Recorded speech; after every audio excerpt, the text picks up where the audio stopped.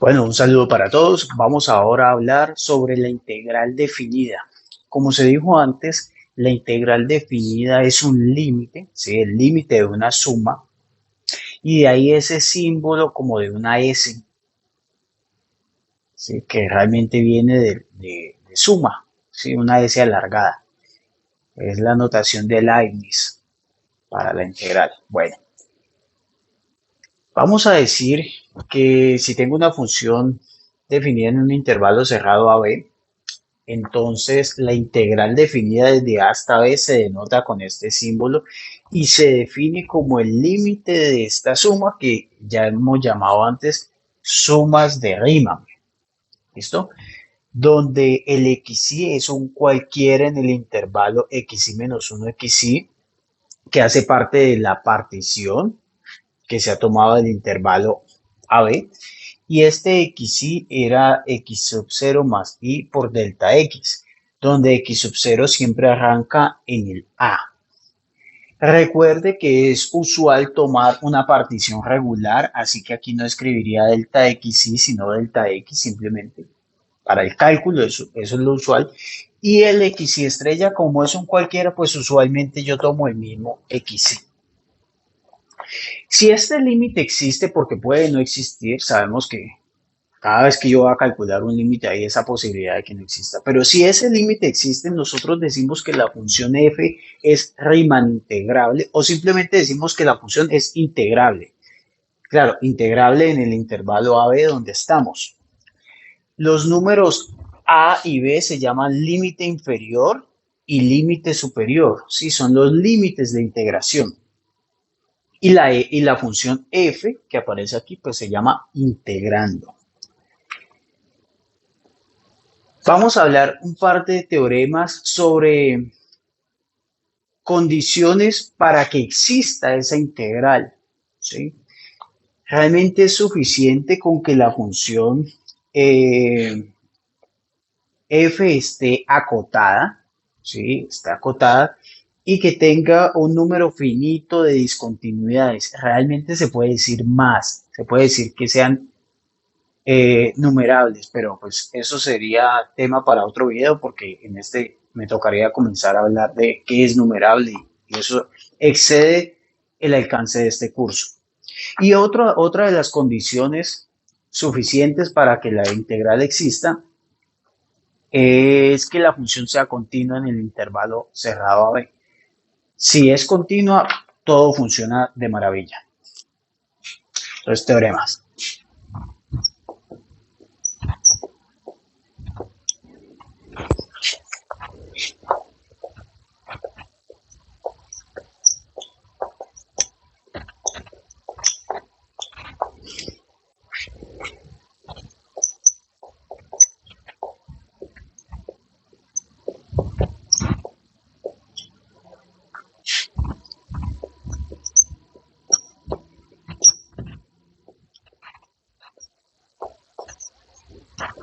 Aquí mismo estoy colocando la definición de estar acotado, es decir, que exista una constante m, tales que los valores de la función no me exceden esa constante. Básicamente eso es.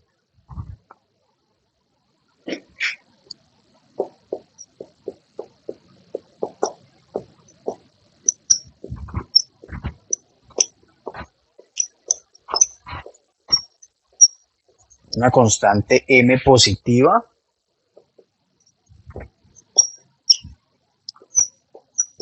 tal que el valor absoluto de la función no se pase a m para todo x en el intervalo y. Sí, esto es equivalente a decir que f de x sea mayor que menos m y menor que m.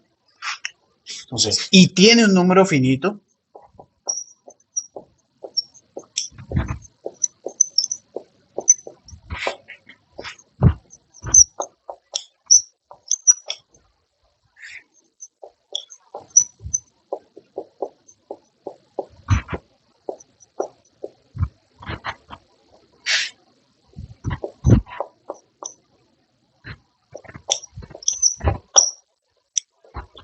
Entonces esa función es integrable.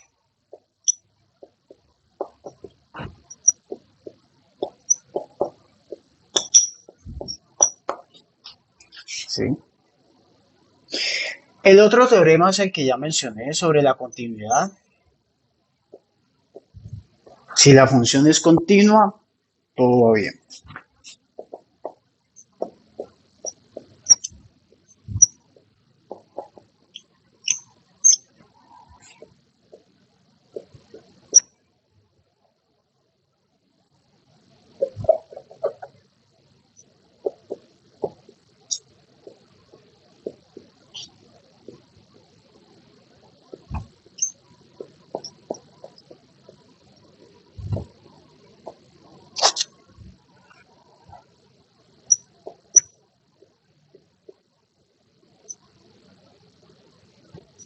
Entonces la integral existe.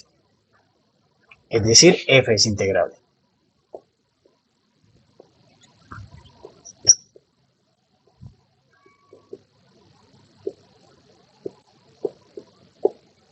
Bien. Entonces, si es continua, todo va súper bien.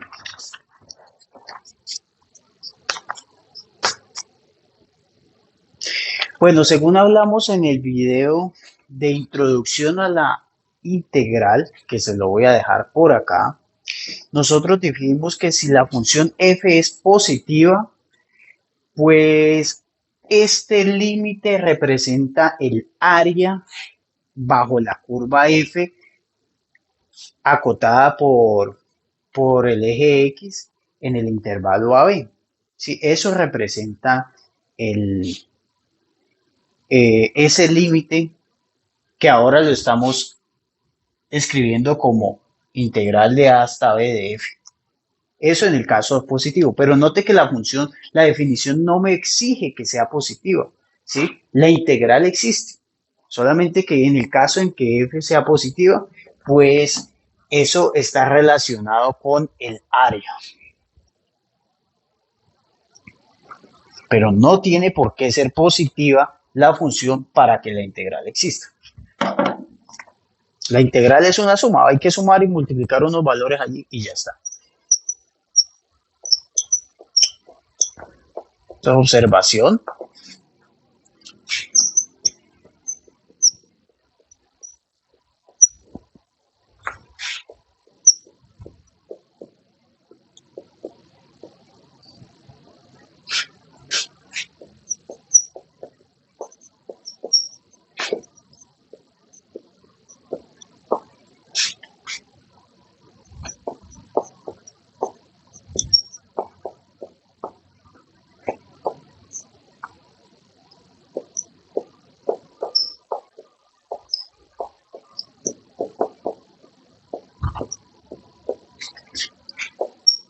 Entonces, observación de ese video.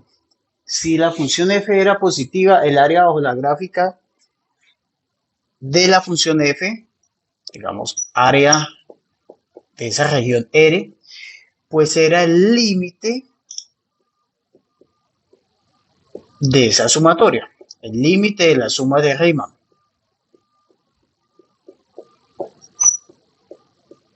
Que si yo estreno mi notación actual, pues esto se va a escribir así. Para usar la notación, lo que le estoy diciendo es estas dos cosas son equivalentes y en el caso en que la función f es positiva, pues eso coincide con el área, este símbolo. Bien. Eso quiere decir que el ejemplo 1, en el ejemplo 1 del video de introducción a la integral,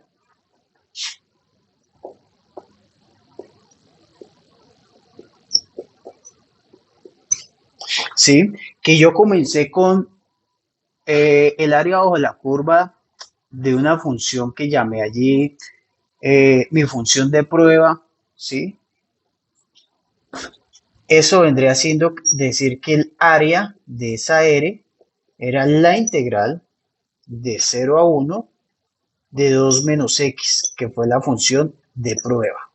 Y claro, nosotros en ese momento lo calculamos y nos dio 3 medios. Lo calculamos por definición, es decir, hicimos el límite de esta cantidad y luego de un buen rato nos dio 3 medios. Como ya sé que es el límite de esto, coincide con esta anotación, lo que le estoy diciendo es, vea, esta integral vale 3 medios. Más aún, ese era mi ejemplo de control y nosotros pudimos calcular esa área de esta función por geometría básica, sumando el área de un cuadrado más el área de un triangulito. Y en el ejemplo 2,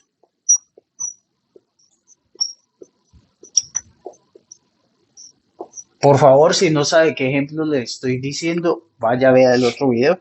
En el ejemplo 2, nosotros lo que estamos haciendo es, para usar nuestra nueva y más reciente notación, lo que estamos haciendo ahí pues sería la integral desde -1 hasta 2 de 4 menos x al cuadrado.